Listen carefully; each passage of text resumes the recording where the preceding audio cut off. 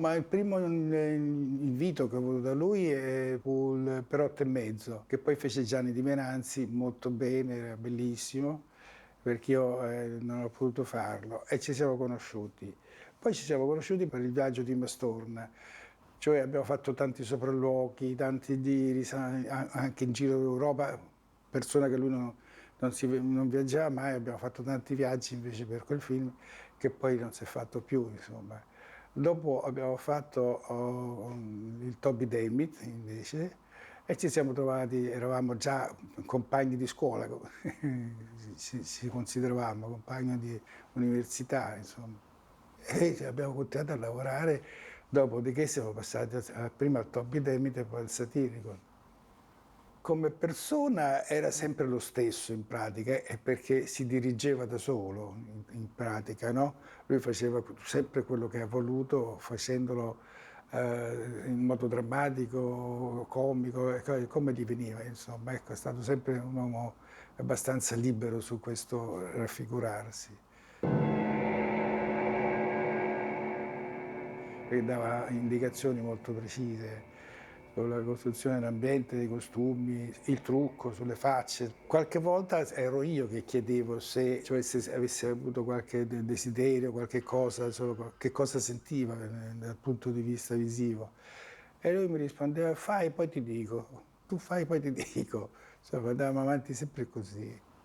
Per cui cerco di capire io attraverso i dialoghi che fa, sia scegliendo le persone, sia scegliendo i personaggi, insomma, parlando con lo scenografo, parlando col costumista, insomma, sempre insieme, quando fa le interviste per la scelta delle piccole parti. Io avevo un buonissimo rapporto con tutti, cioè perché non ho mai pensato che io facessi un film da solo, insomma. Io facevo la fotografia e gli altri facevano tante altre cose, che la scenografia, il costume, la regia, la recitazione, gli attori, cioè ho tenuto sempre in considerazione tutti, cioè per me erano tutti i punti principali che dovevo anzi aiutare con la luce, forse fare da collante con la luce per fare un insieme che fosse tutto coeso, insomma. Intorno a Federico ho sempre costruito la luce per i 360 gradi del campo, anche in esterni, perché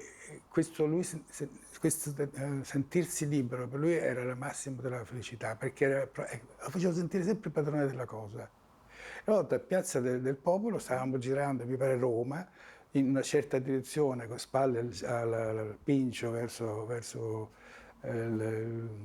via Quadrienzo, insomma, in quella direzione lì, e l'ho visto dubbioso. E io sulla Piazza del Popolo guardava dall'altra parte, e allora non gli ho detto niente, ho chiamato il capo elettricista, gli ho detto se passa un motociclista fermalo un momento. È passato un motociclista, l'ha fermato, il capista gli ha detto ce la presti 5 minuti, dobbiamo arrivare lì sopra e ritorniamo. Siamo partiti, siamo andati su per il Pincio, ho fatto tutti i miei segni di dove mettere le luci, sono tornato giù e dice aspetta che fai? Dice, dico, ma se io aspetto che tu decidi, quando sei deciso è l'alba. Ecco, questo a lui lo faceva sentire di una tranquillità massima, perché poteva fare veramente tutto.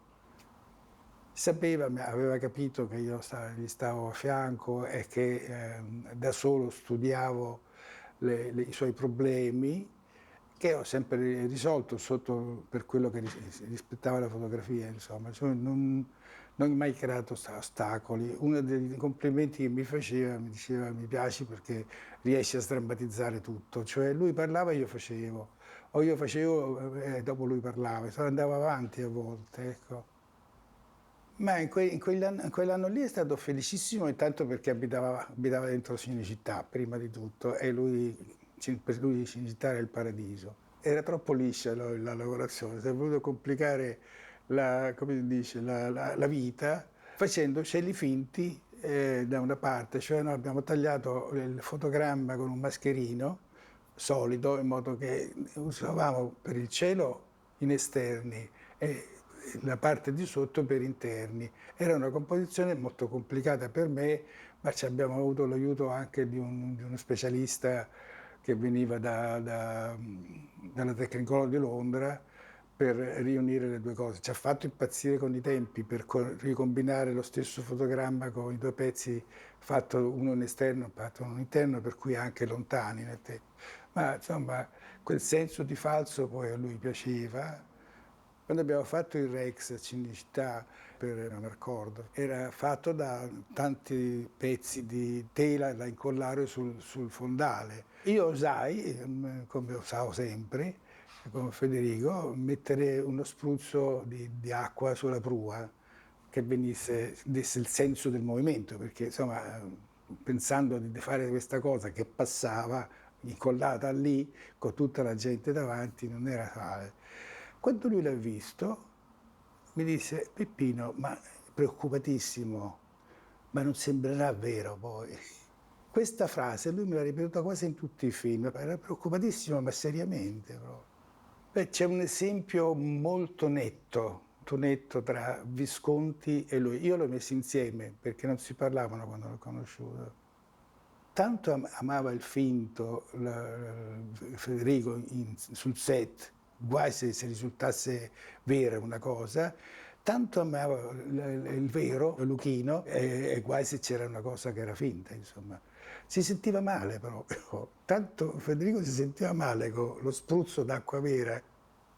2 o 3 volte mi ha detto a me che i suoi 2 film più compiuti, questa è la parola, compiuti sono stati Satyricon e Casanova. Compiuti vuol dire, secondo me, ho interpretato che lui era soddisfatto della riuscita completa, insomma, perché non so che altro significato potesse avere. Insomma. Non lo so, però avendoci lavorato tanto e avendo conosciuto le sue fatiche per fare quei 2 film ed essendo lui felice di averli fatti come sono venuti, ero felice anch'io, insomma.